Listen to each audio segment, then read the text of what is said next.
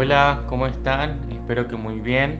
Bueno, en esta hora compartimos la reflexión acerca de la palabra de Dios.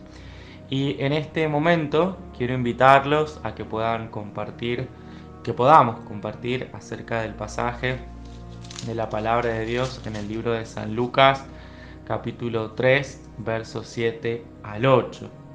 Y vemos allí que la palabra de Dios señala y dice el título: Predicación de Juan el Bautista.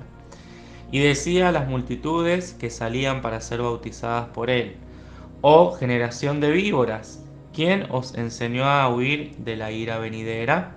Haced pues frutos dignos de arrepentimiento, y no comencéis a decir dentro de vosotros mismos: tenemos a Abraham por padre, porque os digo que Dios puede levantar hijos a Abraham aún de estas piedras.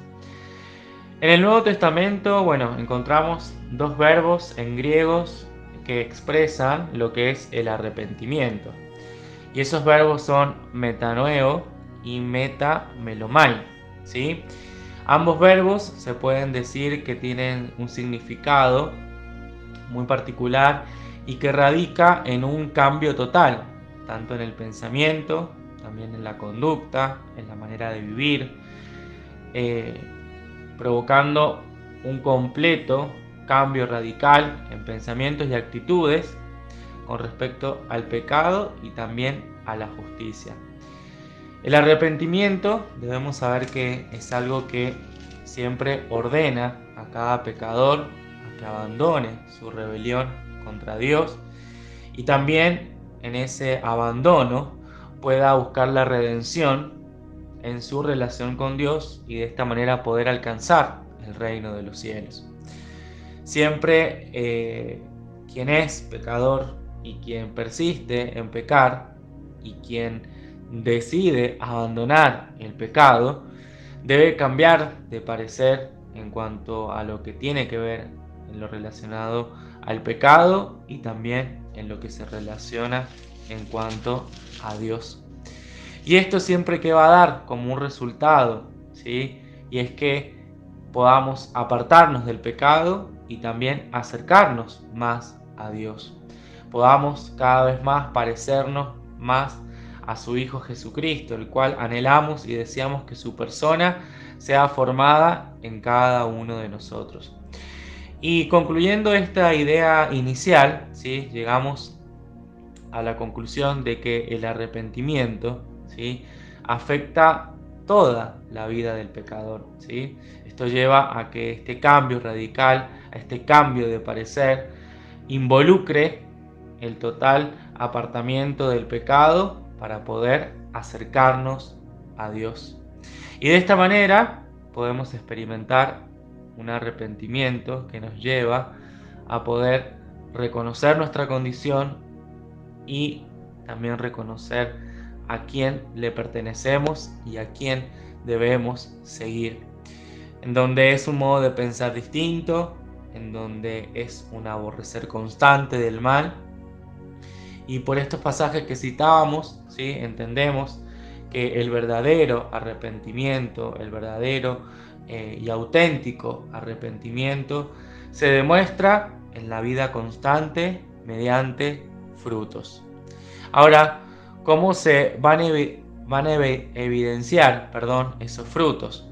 Bueno, Juan el Bautista comienza su carrera con un mensaje bastante picante, si podemos definirlo así.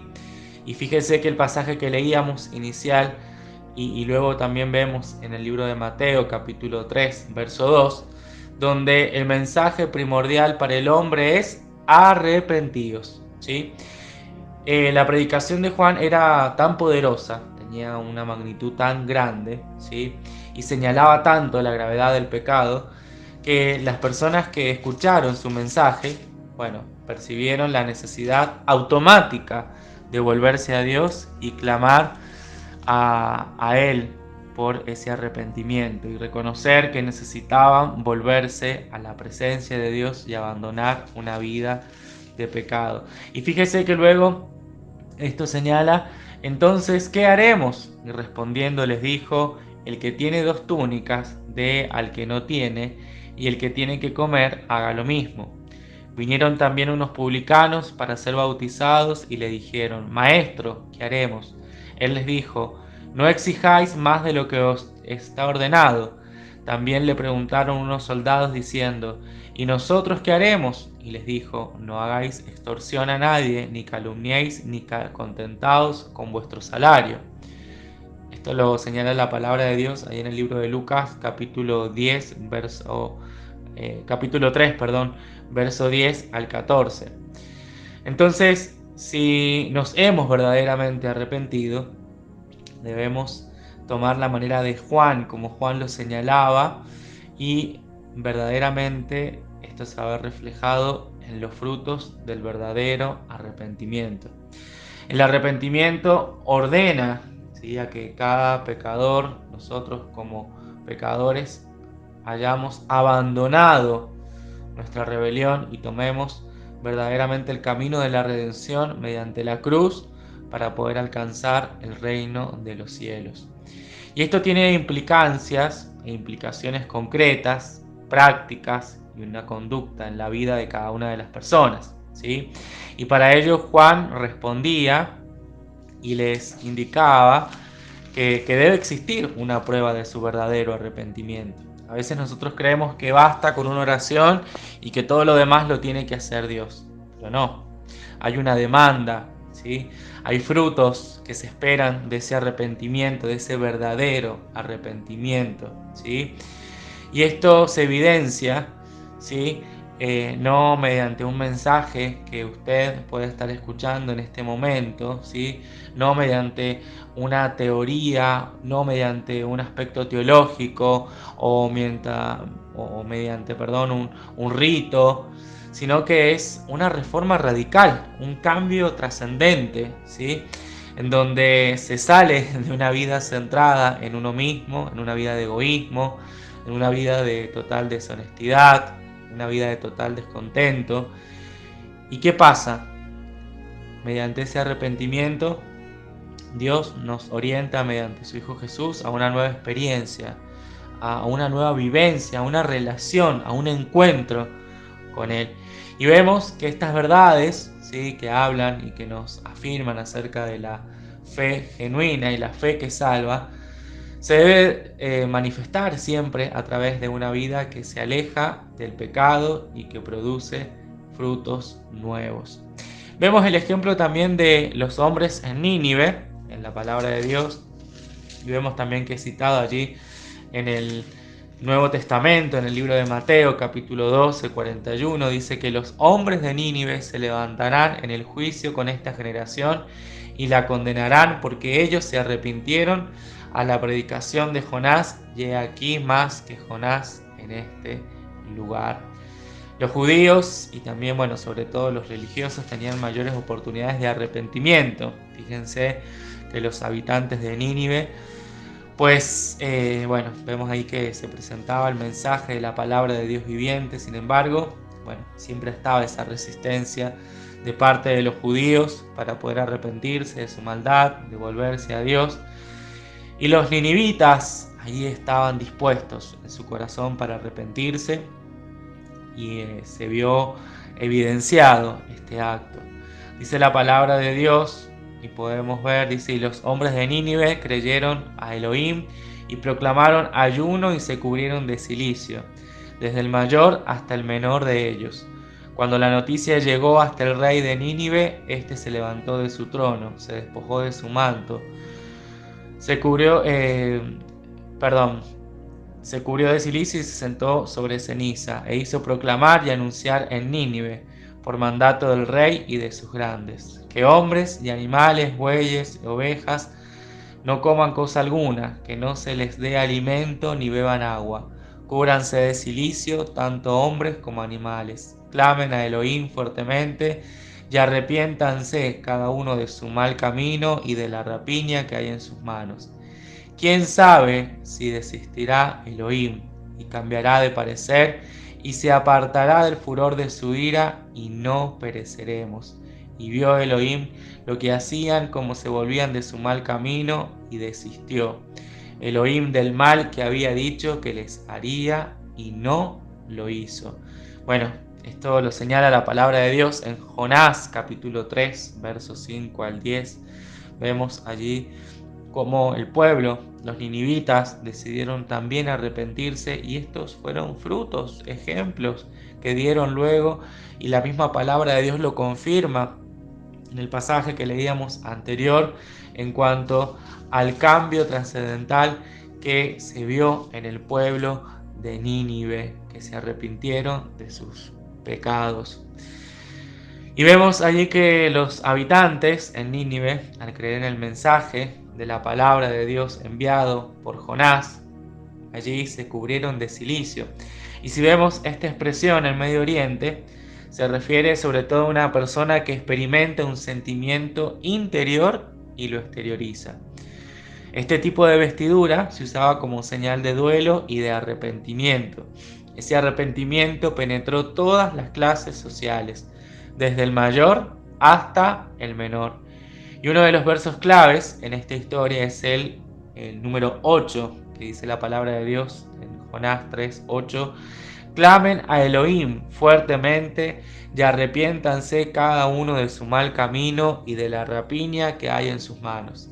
Este clamor llevó a que cada ciudadano, en un acto de reforma de sus malos caminos, también recuerde lo que decía el capítulo 1, verso 2, donde señala que la maldad del pueblo estaba delante de Dios y de esa maldad tenían que arrepentirse, y ese arrepentimiento auténtico se ve en un cambio radical en la manera de pensar que conduce a la transformación de un corazón, un cambio total de la vida, ¿sí? Y esto es un vívido pasaje que encontramos en las Escrituras que nos enseñan claramente cuando se ha efectuado un arrepentimiento genuino. ¿Cuáles podemos mencionar? Algunos de esos frutos de verdadero arrepentimiento, de arrepentimiento genuino. Bueno, uno de ellos tiene que ver con el aborrecimiento al pecado, y en donde hay un total o un real arrepentimiento, ¿sí? Donde la persona presenta como una evidencia, donde hay un total rechazo, un aborrecimiento, ¿sí? El salmista decía allí en el libro de Salmos, capítulo 119, 104, y dice: he aborrecido todo camino de mentira. Y anteriormente, bueno, que consideraba su vida muy atractiva quizás, pero ahora la detesta, y esto, bueno, en su corazón ha producido y ha propuesto también poder abandonar la vida de pecado. Y este es el camino que nos lleva a poder transitar y poder encontrarnos con Dios, y también este camino nos lleva a cambiar la manera de pensar en una manera que Dios anhela y desea que pensemos. El apóstol, Pablo insta a los creyentes a que vivan de acuerdo a su nueva vida. Si vemos en Colosenses capítulo 3, verso 9, dice: no mintáis los unos a los otros. Bueno, la mentira es la forma propia y natural de ser de Satanás, ¿no? Dice luego en Juan 8:44, porque es mentiroso y padre de mentira, ¿sí? Si tomamos como ejemplo una persona que mentía y creía en sus mentiras y luego se arrepiente y reconoce que al mentir, bueno, se hacía uno de ellos con el diablo, pero ahora quiere ser uno con Dios, bueno, lo primero que tiene que hacer es aborrecer el pecado, ¿sí? Ahora lo que se pretende o lo que anhelamos, deseamos, es hacer la voluntad de Dios. Empieza uno a aborrecer todo camino de mentira, empieza a tener una aversión en su corazón por todo aquello en lo que antes se deleitaba, ¿no? Y uno de estos deleites muchas veces es la mentira, lo cual es necesario que en este cambio radical podamos considerar cada día más poder aborrecer el pecado y anhelar y amar el camino del Señor. Otro de los frutos del arrepentimiento, dignos de arrepentimiento, no solamente tienen que ver con el aborrecer el pecado, sino también con confesar los pecados. Vemos el ejemplo de Adán y de Eva, ¿sí? Al principio ellos no confesaron su pecado, sino que más bien ellos lo encubrieron. Pero automáticamente cuando el Espíritu de Dios obra en una persona, obra en la vida de aquel que verdaderamente se arrepiente, sus pecados, bueno, quedan expuestos a la luz y a su vez los reconoce ante Dios, ¿sí? Hay que tener en cuenta que aquel que no confiesa sus pecados y no muestra un genuino arrepentimiento, como decía el Proverbios, allí Proverbios 28:13, dice la palabra de Dios: el que encubre sus pecados no prosperará, mas el que los confiesa y se aparta alcanzará misericordia. Vemos ahí en la palabra de Dios que tenemos un ejemplo claro que nos ilustra la verdad de su palabra, ¿no? Y que dice que no va a prosperar, ¿sí? Y vemos el ejemplo ahí de Acán, ¿sí? En Josué capítulo 7, el cual no confiesa su pecado y había tomado lo que Dios declara como anatema y por esa causa, bueno, no prospera. Vemos el ejemplo también del hijo pródigo, ¿sí? El cual reconoce su pecado, lo confiesa, sería todo lo contrario a Acán, y se aparta. Ahí en la palabra de Dios, en San Lucas capítulo 15, verso 11 al 32, y vemos que dice el versículo 18: me levantaré e iré a mi padre y le diré: Padre, he pecado contra el cielo y contra ti. Y luego vemos la confesión en el versículo 21, una verdadera confesión que tiene que ver y dice: y el hijo le dijo: Padre, he pecado contra el cielo y contra ti, ya no soy digno de ser llamado tu hijo. Bueno, en aquel momento, un alma que verdaderamente permitió que Dios obrara, y la intervención directa de Dios permitió esta convicción, ¿no? Dice la palabra de Dios que el Espíritu Santo es quien convence de pecado, de justicia y de juicio, ¿sí? Y acá vemos cómo su corazón se pudo arrepentir y pudo volverse ante la presencia y el reconocimiento de su Padre Celestial. Ahora, nosotros también tenemos que pensar que el arrepentimiento, en la confesión de pecados, nos lleva a una genuina renuncia a todo pecado, ¿sí? No solamente debemos aborrecer, no solamente debemos confesar, sino que también debemos asumir la renuncia a no seguir en el pecado. Y aquella persona y aquel que ha probado aquel fruto de alegría, de contentamiento, de felicidad que produce el ser salvo por la gracia y la misericordia de Dios, también tiene la convicción de lo que es el pecado, y también sabe que en su vida también se efectúa un alejamiento de cualquier forma, de cualquier manera de vida pecaminosa, ¿sí? Y sobre todo aquello que tiene que ver con lo que lo alejaba, ¿sí?, del reino de Dios. Vemos en Isaías capítulo 55, versículo 7, dice la palabra de Dios: deje el impío su camino y el hombre inicuo sus pensamientos, y vuélvase a Jehová. Acá vemos en la palabra de Dios que el que ha participado de la sangre del Señor para el perdón de pecados, aquel que ha vivido un verdadero arrepentimiento, que ha experimentado la limpieza, la purificación de parte de Dios, puede ser testigos de la transformación. Y en esta transformación, que es genuina y que es eficaz, nos lleva a poder verdaderamente encontrarnos con Dios. Y vemos el ejemplo ahí en el libro de San Juan, capítulo 8, verso 11, donde vemos el ejemplo de la mujer que era traída ante la presencia de Dios por parte de los fariseos, siendo acusada de adulterio. Y en este pasaje de la palabra de Dios vemos este principio de renuncia al pecado. Dice la palabra de Dios: entonces Jesús le dijo: vete y no peques más, ¿sí? El pecador que se arrepiente debe tomar la determinación de no volver a pecar. Y por último, otro de los frutos dignos de arrepentimiento tiene que ver para que nosotros podamos siempre tener presente es la importancia de tener hambre para poder vivir en justicia y en santidad. Y los frutos del arrepentimiento bíblico, los verdaderos frutos del arrepentimiento bíblico, se conocen siempre en el deseo de poner en práctica la palabra de Dios, la cual enseña que debemos, andar en justicia y en santidad, como lo dice la palabra de Dios en Efesios capítulo 4, verso 24, en donde encontramos allí que el deseo de andar en justicia y en la santidad siempre se manifiestan los frutos de la conversión en la vida de una persona.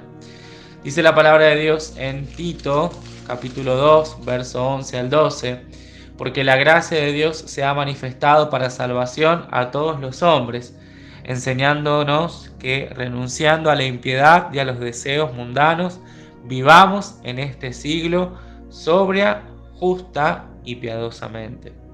Entonces hay un anhelo ardiente en quien verdaderamente se ha convertido de sus malos caminos y se ha vuelto a Dios, de ordenar su manera de vivir. Vemos el ejemplo del publicano, Mateo, siempre allí encontramos que nos relata el momento en que el Señor Jesús lo llama, en Mateo 9:9, y él se describe así como un publicano, ¿no? Hemos leído y vemos que los publicanos también se acercaron a Juan y le preguntaron qué debían hacer como muestra de su arrepentimiento. A lo que, Mateo que contesta: no exijáis más de lo que os está ordenado. Dice ahí en Lucas capítulo 3, verso 13. Entonces vemos que los publicanos eran sumamente odiados por el pueblo, pues siempre estaban cobrando por encima de lo estipulado, para beneficio propio. Pero Mateo, al ser llamado por Jesús, ¿qué pasa? Abandona esta práctica de robar. Ahora Mateo quería vivir en justicia y en santidad, tal como lo enseñaba Jesucristo. Y también Mateo nunca más se vio sentado en el banco de los tributos públicos, y menos robando o exigiendo más de lo debido. Entonces, ¿qué haremos? Era la pregunta que Juan hizo allí en el pasaje que leíamos inicialmente. ¿Qué haremos? Dice Lucas 3:10. Y esta será la pregunta que debemos hacernos y que debe hacerse todo hombre que verdaderamente ha experimentado una transformación en su vida, todo hijo de Dios, ¿sí?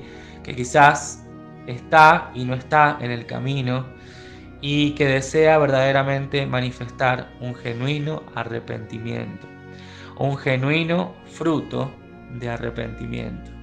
Frutos dignos de arrepentimiento es lo que necesitamos en este tiempo, que puedan darse de el árbol de nuestro corazón. Que en este tiempo, querido amigo que estás escuchando, hermano, hermana, podamos seguir produciendo frutos dignos de arrepentimiento y que tengamos ese hambre, esa necesidad de saciar nuestra vida, nuestra alma, verdaderamente con vivir en justicia, en santidad y cada día más parecernos más a nuestro Señor Jesucristo. Que Dios les bendiga muy ricamente y anhelo de todo corazón que esta reflexión también sea de edificación para cada uno de ustedes, como lo ha sido para con mi vida. Un saludo grande y nos encontramos en una próxima oportunidad.